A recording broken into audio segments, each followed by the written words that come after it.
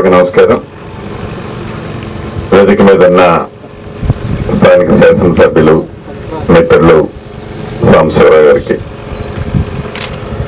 CCF గారికి, collector గారికి, SP గారికి, డిఎఫ్ఓ గారికి, ఇంకా ట్రైనీ ఏఎఫ్ఎస్ అధికారులు, వేదిక మీద అధికారులు ఉన్నారు.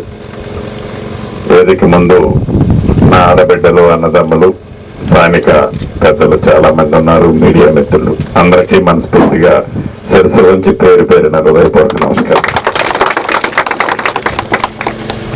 స్వచ్ఛదనం పచ్చదనం కార్యక్రమంలో భాగంగా 5వ రోజు ఈరోజు రాష్ట్ర వ్యాప్తంగా ప్రతిష్టాత్మకంగా చేపట్టిన ఈ కార్యక్రమం చివరి రోజుగా జరుగుతుంది. దాంట్లో భాగంగా పాల్వంచ ప్రాంతంలో ఫారెస్ట్ డిపార్ట్మెంట్ వారి ద్వారా ఏర్పాటు చేసిన ఈ కార్యక్రమం చాలా బ్రహ్మాండంగా ఏర్పాటు చేశారు. మనస్ఫూర్తిగా వారికి అభినందనలు, కృతజ్ఞతలు తెలియజేస్తున్నారు. అదేవిధంగా ఇందాక పెద్దలు సాంబశివరావు గారు చెప్పినట్లు బీసీసీఎఫ్ గారు కూడా ఇంతకు ముందు మాట్లాడినప్పుడు నా చిన్నతనంలో కొన్ని స్మృతులు గుర్తున్నాయి. నాది కల్లూరు మండలం, నారాయణపురం గ్రామం. మా పక్కనే కనకగిరి గుట్టలు ఉంటాయి. పక్కనే అంటే సుమారు ఒక 14-15 కిలోమీటర్ల దూరంలో. నేను 3rd క్లాస్ 4th క్లాస్ చదువుకునేటప్పుడు వేసవికాలం వచ్చిందంటే ఎడ్ల బండ్లు అడవిలోకి వెళ్ళి ఎండిన పొలాల కోసం పోయేవాళ్ళు. ఈ ఎండిన పొలాల కోసం పోయేటప్పుడు అప్పుడు చౌకీదారు, సారేదారు, రేంజరు ఇట్లా ఇప్పుడు కూడా అదే పేర్లు పెట్టారు. మరి దానికి ఏమైనా మార్చారో నాకు తెలియదు.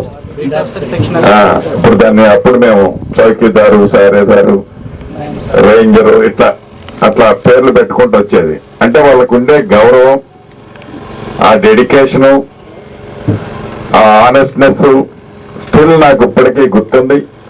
అంటే వారు వస్తున్నారంటే గ్రామాల్లో ఎవరైనా తప్పు చేసిన వాళ్ళు నిజంగా పోసుకునేవాళ్ళు. అంత భయం ఉండేది.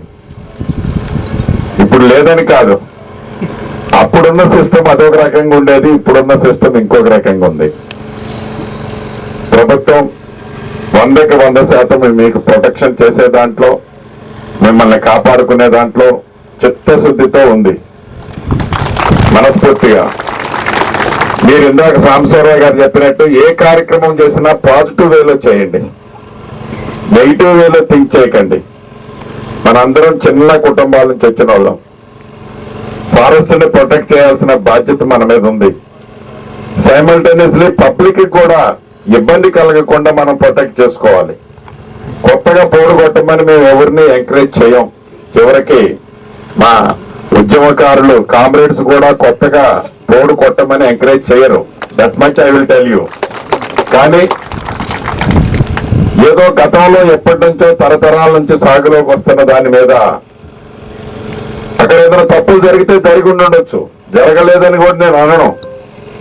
జరిగినా దాన్ని సామరస్యంగా కూల్ వాతావరణంలో పరిష్కరించుకోవాలి. దానికి అధికారులు ఉన్నారు, ఒక పక్క మీ పై అధికారులు ఉన్నారు, ఇటు రెవెన్యూ సెక్టార్ ఉంది, పోలీస్ సెక్టార్ ఉంది, మీరున్నారు. ఈ మూడు కళ్ళు లాంటిది ఈ ప్రభుత్వానికి. ప్రజలను ఇబ్బంది పెట్టొద్దు అని ఫారెస్ట్ ని కొట్టేయొద్దు. ప్రజలకు కూడా నేను ఈ వేదిక ద్వారా యావత్ రాష్ట్ర ప్రజలకు కూడా విన్నవిస్తున్నా.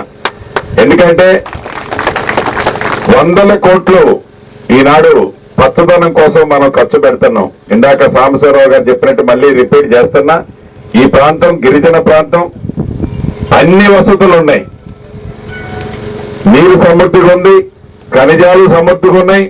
అదే రకంగా హైయెస్ట్ ఫారెస్ట్ ఉన్న ప్రాంతం ఈ ప్రాంతం అని ఫారెస్ట్ లో అద్భుతంగా మనం పెంచే కార్యక్రమాలు, గతంలో జరిగిన తప్పులన్నీ జరిగిపోయాయి.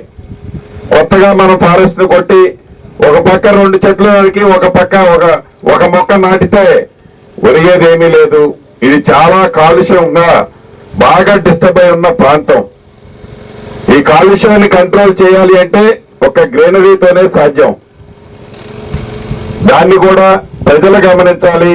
గమనించి కొత్త పోడుల సాగులోకి అనేది, కొత్త చెట్లని నరకటం అనేది పూర్తిగా మన చెయ్యి మన కాలో మనం నరుక్కున్నట్టే. కొత్తగా చెట్టు నరికితే దాన్ని దృష్టిలో పెట్టుకొని కొత్త పోడు చేయకుండా ఉన్నదాన్ని పరిష్కరించే మార్గంలో డెఫినెట్ గా ఈ ప్రభుత్వం, గౌరవ ముఖ్యమంత్రి రేవంత్ రెడ్డి గారి నాయకత్వంలోని ఈ ప్రభుత్వం పేదోడి ప్రభుత్వం, గిరిజనుల ప్రభుత్వం, బలహీన వర్గాల ప్రభుత్వం మీ పక్షాన చూస్తుంది. అదే రకంగా గ్రీనరీని కూడా ఎక్కడ తగ్గకుండా పెంచాలన్నది ఈ ప్రభుత్వం ఆలోచిస్తుంది. ఇందాక కలెక్టర్ గారు కొన్ని సూచనలు చేశారు.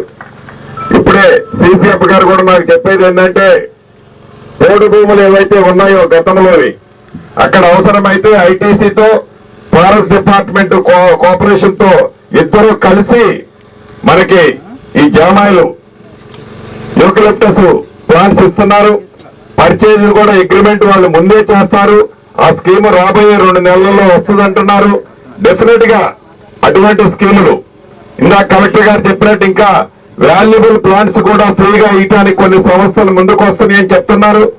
అవి అటువంటి ప్లాంట్స్ వేసి పచ్చదనాన్ని పరిరక్షించుకోవాల్సిన బాధ్యత ప్రతి పౌరుడి మీద ఉంది. అది గమనించాలని ఈ వేదిక మీద నుంచి చెప్తున్నాను. నేను ఒక ఉదాహరణ చెప్తాను. మొన్న పార్లమెంట్ ఎన్నికలు అయిపోయిన తర్వాత ఒక 10 రోజులు నేను సౌత్ ఆఫ్రికా వెళ్ళాను.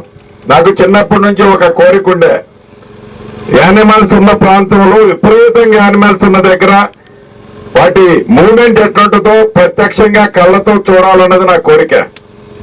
పార్లమెంట్ ఎన్నికలు అయిపోయిన తర్వాత కుటుంబంతో ఒక 10 రోజులు పోయాను. మన అడవి కంటే ఇంకా చిట్టడివి, అంటే అక్కడ అడవిలో సుమారుగా 1000 ఎకరాలు ఫ్రీగా ఉన్నాయి. పులులు, చిరుత పులులు, ఇంకా యానిమల్స్ నాకు తెలిసి కొన్ని లక్షల్లో ఉన్నాయి. మనం వెహికల్ మీద వాడికి వెళ్తే వాటికి అలవాటు అయిపోయింది, ఏమీ మని చేయవు, జస్ట్ 1 మీటర్ గ్యాప్ లో ఉంటాయి.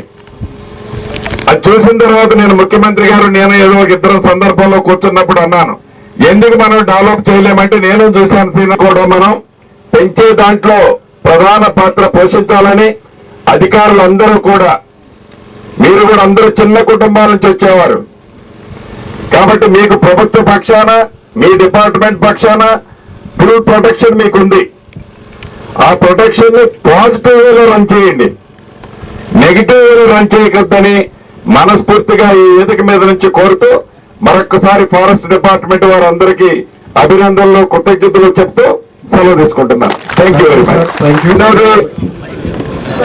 గతంలో చంద్రగొండ ఏరియాలో శ్రీనివాసరావు గారు ఆ రోజు చంపబడ్డారు. ప్రభుత్వ పక్షాన గత ప్రభుత్వం 500 గజాల ఖమ్మంలో ఇచ్చినట్టు ఇచ్చి మళ్ళీ వెనక్కి తీసుకున్నది అనేది మీలో కొంతమంది నోటీసులో ఉంది. తీసుకున్న మాట అప్పటి ప్రభుత్వం నిజం. యాజ్ ఏ రెవెన్యూ మంత్రిగా ఈ రాబోయే 4-5 రోజుల్లోనే వారికి 500 గజాల స్థలం ఏదైతే ఉందో పట్టాన్ని కూడా వారి కుటుంబానికి ఇవ్వబోతుందని ఈ వేదిక మీద నుంచి, వేదిక మీద ఉన్న పెద్దలందరి తరపున మీకు నేను తెలియజేస్తున్నా. Thank you. Sir. Thank you so much.